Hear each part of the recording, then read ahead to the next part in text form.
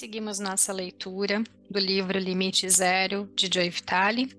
Nós vamos ler hoje o capítulo 4, A Chocante Verdade a respeito das intenções. A nossa vida subjetiva interior é o que realmente importa para nós enquanto seres humanos. No entanto, sabemos e entendemos relativamente pouco a respeito de como ela surge e como funciona na nossa vontade consciente de agir. Depois daquela primeira conversa por telefone com o Dr. Hewlett, eu estava ansioso para obter outras informações. Fiz perguntas a ele sobre o seminário que ele iria apresentar algumas semanas depois. Ele não tentou me convencer a participar. Disse que estava constantemente fazendo uma limpeza, de modo que somente as pessoas certas compareciam ao seminário. Ele tinha certeza de que a divindade, a palavra preferida dele, para o poder maior de que todos nós, mas que é todos nós, tomaria as providências adequadas para que tudo saísse da maneira correta. Perguntei ao meu amigo Mark, o homem que mencionou o Dr. Hewlett para mim pela primeira vez, se ele gostaria de ir comigo. Ofereci-me para pagar a parte dele, como um presente por ele ter falado comigo a respeito desse milagre e do fazedor de milagres. É claro que Mark aceitou. Pesquisei um pouco mais antes da viagem, perguntei aos meus botões se o método desse terapeuta teria alguma coisa a ver com Runa, um método de cura popular do Havaí. Enquanto lia, descobri que eles não estavam nem um pouco relacionados. Runa é o nome que Max Freedom Long, o empreendedor que virou autor, deu à sua versão do espiritualismo havaiano. Ele afirmou ter aprendido uma tradição secreta com os amigos havaianos quando trabalhou como professor no Havaí. Ele fundou a Runa Fellowship em 1945 e depois publicou uma série de livros, sendo que um dos mais populares é o The Secret Science Behind Miracles. Embora fascinante, o trabalho de Long não tinha nada a ver com o terapeuta que eu estava investigando. Eu estava começando a descobrir que o terapeuta praticava um método do qual Long nunca ouvira falar, pelo menos não da maneira como o Dr. Hewlett o praticava. À medida que continuei a ler e aprender, a minha curiosidade aumentou. Eu mal podia esperar pelo dia do voo, que me levaria ao encontro do agente de cura. Voei para Los Angeles, encontrei-me com Mark e fui para Calabasa, na Califórnia. Mark levou-me para um passeio em Los Angeles antes de partirmos e nos divertimos bastante. No entanto, ambos queríamos conhecer o homem a respeito de quem tanto tínhamos ouvido falar. Embora Mark e eu tivéssemos tido uma conversa profunda e estimulante durante o café da manhã, o que nós dois realmente desejávamos era que o seminário começasse logo. Quando chegamos à sala do evento, deparamos com uma fila de cerca de 30 pessoas. Fiquei tentando ficar na ponta do pé o tempo todo para poder enxergar por cima da cabeça das pessoas. Eu queria ver o agente de cura. Eu queria ver o homem misterioso. Eu queria ver o Dr. Hewlett. Quando finalmente cheguei à porta, fui recebido por ele. Aloha, Joseph, disse Dr. Hewlett, estendendo a mão. A voz dele era suave, mas ele tinha carisma e autoridade. Vestia uma calça caqui, tênis, a camisa aberta no colarinho e paletó. Tinha na cabeça um boné de beisebol, o qual mais tarde vinha saber que era sua marca registrada. Aloha, Mark, disse ele para o meu amigo. Batemos um papo descontraído quando ele fez perguntas a respeito do nosso voo, do tempo que eu levaria para ir do Texas a Los Angeles, o tempo que eu levara para ir do Texas a Los Angeles e assim por diante. Adorei o homem instantaneamente. Algo a respeito da sua segurança e do seu jeito de avô fez com que eu me identificasse com ele. O Dr. Hewlett gosta de começar na hora. Assim que o evento teve início, ele me chamou. Joseph, quando você deleta alguma coisa do seu computador, para onde ela vai? Não tenho a menor ideia, respondi. Todo mundo riu. Estou certo que ninguém tampouco sabia. Quando vocês apagam uma coisa do seu computador, para onde ela vai? Perguntou ele à audiência. Para a lixeira? Gritou alguém. Exatamente, disse o Dr. Hewlett. Ela continua no computador, só que não podemos vê-la. As suas memórias são assim, continuam em você, só que invisíveis. O que vocês precisam fazer é apagá-las completamente e permanentemente. Achei isso fascinante, mas não tinha a menor ideia do que significava ou do rumo que a coisa estava tomando. Por que eu iria querer que as minhas memórias fossem permanentemente apagadas? Aqui ele está falando a respeito da nossa mente consciente e subconsciente, né? Então, eu escolho superar uma situação, eu escolhi perdoar alguém. Conscientemente, o que eu fiz? Deletei essa memória e joguei ela para minha lixeira. Ela continua nas minhas células, ela continua na minha mente, porque eu não ressignifiquei ela, eu não transformei ela, eu apenas arquivei ela na lixeira. Vocês têm duas maneiras de viver a vida, explicou o Dr. Hewlett, a partir da memória ou da inspiração. As memórias são antigos programas que voltam a ser executados, foi o que eu acabei de falar.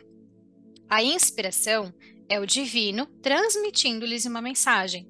Vocês precisam viver a partir da inspiração. A única maneira de ouvir o divino e receber inspiração é limpar todas as memórias. A única coisa que vocês precisam fazer é uma limpeza. E aqui a limpeza, mais uma vez falando, é sobre o subconsciente, sobre a nossa mente inconsciente. Limpamos o subconsciente das memórias de dor, de traumas, de experiências, né, negativas na nossa vida, para que a gente traga essa informação positiva para a mente consciente. O Dr. Hewlett passou bastante tempo explicando como o divino é o nosso estado zero. É onde temos limite zero. Não há memórias, não existe identidade, nada além do divino. Na nossa vida, temos momentos em que visitamos o estado de limite zero, mas na maior parte do tempo, o que está se manifestando é lixo, o que ele chama de memórias. Quando eu trabalhava no hospital psiquiátrico e examinava as fichas dos pacientes, disse ele, eu sentia dor dentro de mim. Era uma memória compartilhada. Era um programa que fazia com que os pacientes agissem como agiam. Eles não tinham controle, estavam presos em um programa. Enquanto eu sentia o programa, eu ia fazendo a limpeza.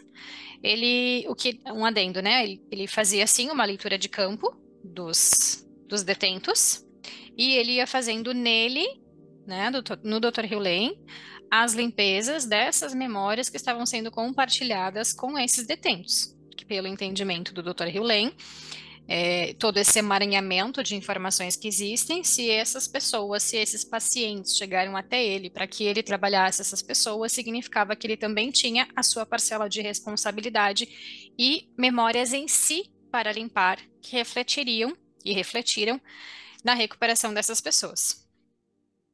A purificação ou limpeza tornou-se um tema recorrente. Ele nos ensinou várias maneiras de nos purificarmos e não posso explicar aqui a maioria delas porque são confidenciais. Você precisa participar de um seminário de Ho'oponopono para aprendê-las. Mas há um método de purificação que o Dr. Hewlett usou mais e ainda usa, que é o que usarei hoje. Existem simplesmente 4 declarações que dizemos repetidamente sem parar, dirigindo-nos ao divino. Eu te amo, sinto muito, por favor me perdoa, obrigada. Um adendo bem importante, o que ele fala aqui. Existem simplesmente 4 declarações que dizemos repetidamente, sem parar, dirigindo-as ao divino. Quando a gente começa a fazer o Ho'oponopono, por exemplo, para limpar uma situação de raiva de alguém, o que a gente pensa? Nossa, mas eu vou dizer que eu te amo para a pessoa que eu estou sentindo raiva? Ele diz aqui, dirigindo-as ao divino. É para o divino que nós estamos falando, não é para a pessoa em si, porque nós não estamos limpando o outro, nós estamos limpando nós. Então nós dirigimos o Ho'oponopono para o divino em nós, para limpar em nós aquilo que está ligando negativamente a pessoa ou a situação. Enquanto participávamos daquele primeiro evento de fim de semana, a frase "eu te amo" tornou-se parte do tagarelar da minha mente. Assim como às vezes acordamos com uma música tocando na cabeça, eu acordava ouvindo "eu te amo" na cabeça. Quer eu pronunciasse ou não conscientemente a frase, ela estava presente. Era um sentimento maravilhoso. Eu não sabia como a frase poderia estar purificando alguma coisa, mas eu a repetia de qualquer maneira. Como "eu te amo" poderia ser de algum modo nocivo? Em determinado momento do evento, o Dr. Hewlett voltou-se a dirigir a mim. Ele perguntou, Joseph, como você sabe dizer se uma coisa é uma memória ou uma inspiração? Eu não entendi a pergunta e disse isso a ele. Como você sabe se uma pessoa que contraiu câncer transmitiu a doença para si mesma ou se ela lhe foi transmitida pelo divino como um desafio destinado a ajudá-la? Fiquei em silêncio por um instante, enquanto tentava assimilar a pergunta. Como você sabe quando um evento é proveniente da sua mente ou da mente do divino? Não tenho a menor ideia, repliquei. Nem eu, declarou o Dr. Hewlett. E é por esse motivo que precisamos fazer uma limpeza constante. Precisamos purificar tudo, já que não temos nenhuma ideia do que é uma memória e do que é inspiração. Fazemos a limpeza para chegar a um lugar de limite zero, que é o estado zero. O Dr. Hewlett afirma que a nossa mente tem uma visão minúscula do mundo, e essa visão não é apenas Não apenas é incompleta, como também incorreta. Só acreditei nesse conceito quando tive nas mãos o livro The Wired Mind, de Guy Claxton. Nele, Claxton escreve a respeito de experiências que provam que o nosso cérebro nos diz o que fazer antes de nós conscientemente decidirmos fazê-lo. Em uma famosa experiência, um neurocientista chamado Benjamin Libet ligou pessoas a um eletroencefalografo, o aparelho que faz o registro do eletroencefalograma, que mostrou o que estava acontecendo no cérebro dessas pessoas. O aparelho revelou que um surto de atividade cerebral ocorria antes que a pessoa tivesse a intenção consciente de fazer alguma coisa, indicando que a intenção tinha origem no inconsciente e depois penetrava na percepção do consciente. Então, ou seja, todas as coisas que a gente faz por impulso, que a gente faz de modo sobrevivente, que a gente faz mesmo que de certa forma nos prejudique e a gente não sabe por que está fazendo aquilo. Por exemplo, não me alimento bem, não faço atividade física, não cuido de mim, acabo me envolvendo sempre com pessoas tóxicas e assim por diante. Conscientemente, a gente não quer isso, mas inconscientemente é isso que está sendo explicado nesse trecho aqui. Inconscientemente, nós somos levados a essa situação, que é lá no inconsciente que estão as nossas crenças, né? Os programas que são limpos também através do Ho'oponopono. Claxton escreve que Libet descobriu que a intenção de se mover aparecia cerca de 1/5 de segundo antes de o movimento começar, mas que um surto de atividade no cérebro tinha lugar mais ou menos 1/3 de segundo antes da intenção. Segundo William, no livro On Desire, Why We Want What We Want, experiências como essas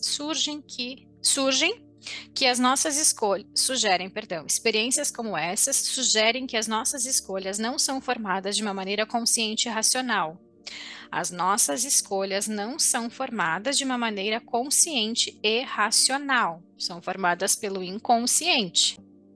Ao contrário, elas se formam na mente inconsciente e vão aumentando de intensidade, e quando finalmente chegam à superfície, nós passamos a controlá-las.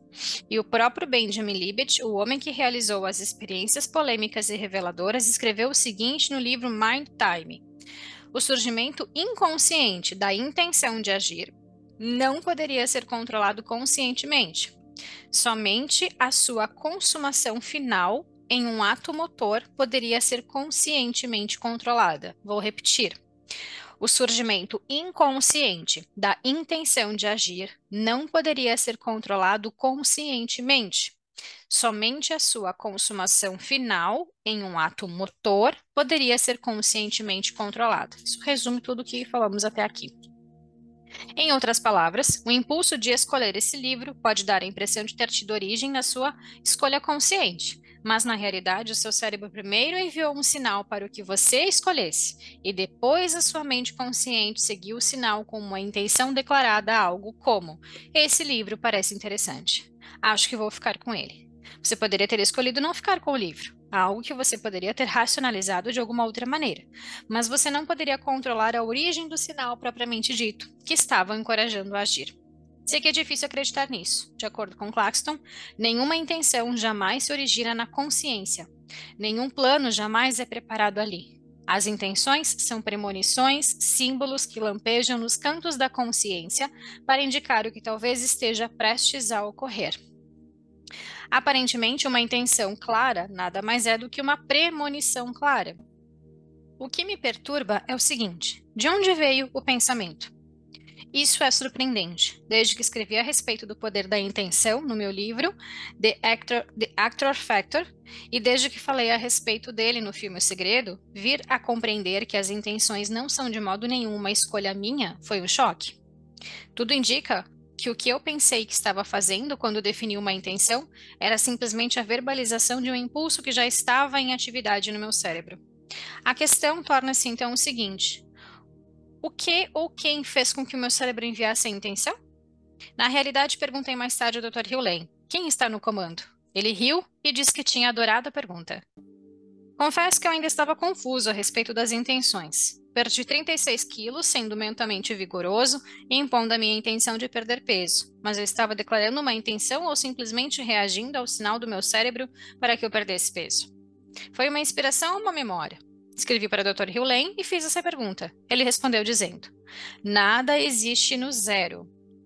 Ao acua, nenhum problema, nem mesmo a necessidade da intenção.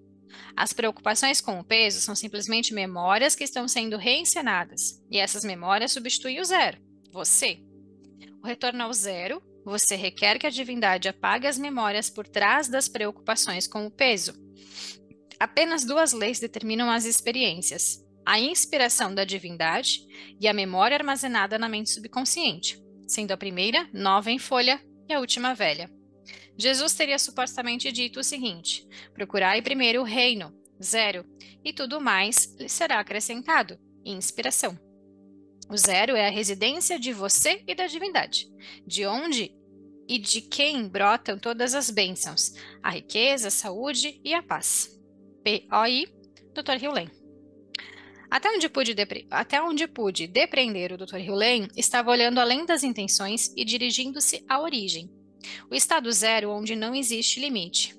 A partir de lá, experimentamos a memória ou a inspiração. A preocupação com o peso é uma memória. A única coisa a fazer é amá-la, perdoá-la e até mesmo agradecer por ela. Ao purificá-la, você está garantindo que o divino terá uma chance de produzir uma inspiração. Um adendo, tem algumas práticas dentro do Theta Healing que a gente faz esse exercício de voltar à cena do passado e encontrar lá motivos de gratidão por pior que tenha sido a situação. Encontrar lá motivos de gratidão e virtudes para que a gente consiga ressignificar aquela situação de uma forma muito mais fácil e mais leve. É também uma forma de fazer isso. Seguindo. O que parece ser verdade é que o meu desejo de comer em excesso, que me manteve obeso durante a maior parte da minha vida, era um programa. Programas são crenças, tá? Só para reforçar. Ele se forma no inconsciente. A não ser que eu o purifique, ele permanecerá lá e continuará a efervescer. Na medida em que ele está sempre vindo à tona, tenho que permanecer consciente da minha escolha, comer ou não em excesso. Isso acaba se tornando uma batalha que dura a vida inteira. Não é nem um pouco divertido. Sem dúvida, podemos neutralizar a tendência dizendo não a ela, mas isso, obviamente, exige empenho e energia enormes. Com o tempo, dizer não à satisfação do desejo pode tornar-se um novo hábito, mas temos que passar por um verdadeiro inferno para chegar a esse ponto. Em vez disso, quando fazemos uma limpeza na memória, ela acaba desaparecendo. Depois, o desejo de comer em excesso não mais se manifestará, somente a paz permanecerá. Em resumo, a intenção era mero farrapo quando comparada à inspiração. Enquanto mantive a intenção de fazer alguma coisa, continuei a lutar com o que existe. Assim que entreguei os pontos e cedi à inspiração, a vida se transformou. Eu ainda não tinha certeza se era assim que o mundo realmente funcionava e ainda estava confuso a respeito do poder da intenção. Então, decidi continuar a investigar. Jantei com Rhonda Byrne, criadora e produtora do filme de sucesso O Segredo. Perguntei a ela uma coisa que eu tinha enorme vontade de saber. Você criou a ideia do filme ou você recebeu a ideia? Eu sabia que ela recebera a inspiração de criar o hoje famoso trailer que causou uma epidemia de marketing. Ela me disse certa vez que a ideia do teaser do filme surgiu de repente em um intervalo de poucos segundos. Ela criou o trailer, propriamente dito, em 10 minutos. Ela claramente recebeu algum tipo de inspiração que resultou na produção do mais poderoso teaser de filme da história. Aqui a gente pode entender um adendo, né? A gente pode entender essa inspiração que ele chama como a nossa intuição. Quando nós estamos conectados com a fonte, quando nós trabalhamos em nós a nossa conexão com a fonte, foi isso que a gente fez dentro do curso Desvendando a Leitura Intuitiva. Quando a gente acessa essa comunicação com a divindade, com a centelha divina, com a fonte que existe em nós, nós recebemos as informações de uma forma muito mais clara, muito mais rápida, muito mais fácil. É essa inspiração que ele está se referindo nesse trecho. Seguindo. Mas eu queria saber se a ideia do filme final, propriamente dito, teve origem em uma inspiração ou se ela sentiu que fez o filme por outras razões.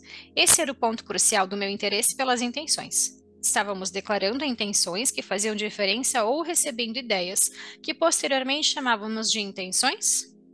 Foi o que perguntei a ela enquanto jantávamos. Honda permaneceu quieta por um longo tempo. Ela pareceu desligada, contemplando a minha pergunta. Buscando a resposta dentro de si mesma, finalmente falou. Não tenho certeza, disse ela.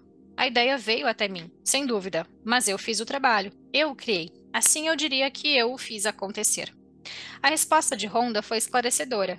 A ideia foi até ela, que significa que ela que se aproximou dela como uma inspiração. Como o filme é extremamente poderoso, muito bem feito e brilhantemente comercializado, só posso acreditar que tenha sido tudo um desabrochamento do divino. De fato, havia um trabalho a ser feito e o Honda o fez, mas a ideia em si surgiu como uma inspiração. Outro adendo aqui, onde ele fala sobre essa conexão, né? Essa inspiração se aproximou dela.